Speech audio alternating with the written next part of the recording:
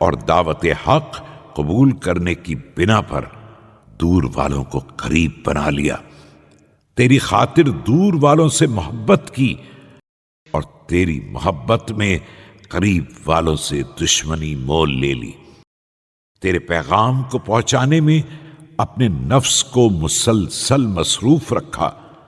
اور تیرے دین کی طرف بلانے میں اسے مستقل تعاب میں رکھا اور اہل دعوت کو نصیحت کرنے میں مشغول رکھا، وطن سے ادھر ہجرت کی جو غربت کا شہر تھا اور اپنے کو ساز و سامان زندگی کی منزل سے دور رکھا، اس جگہ سے دور جہاں پیر رکھے تھے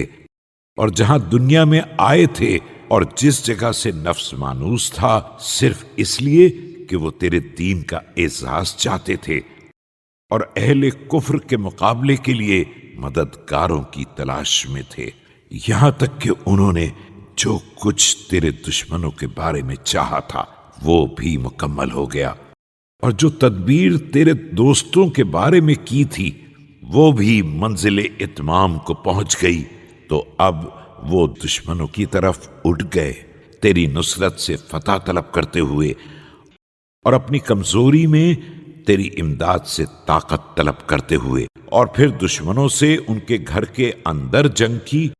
اور ان کے مستقر کے بیچوں بیچ حملہ کر دیا،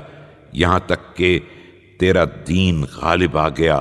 اور تیرا کلمہ بلند ہو گیا، اگرچہ یہ بات مشرکین کو سخت ناگوار تھی۔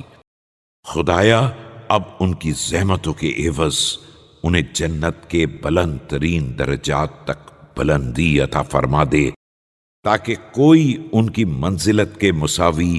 ان کے مرتبے کا ہم رتبہ نہ رہ جائے، اور تیری بارگاہ میں ان کا مد مقابل نہ کوئی ملک مقرب ہو اور نہ نبی مرسل، اور انہیں ان کے پاکیزہ اہل بیت اور با ایمان امت کے درمیان بہترین شفاعت کے ذریعے متعارف کر دے جو تیرا عظیم ترین وعدہ ہے۔ اے اپنے وعدے کو پورا کرنے والے، اپنے قول سے وفا کرنے والے، برائیوں کو کئی گنا نیکیوں میں تبدیل کرنے والے، بے شک تو بڑے فضل کا مالک ہے۔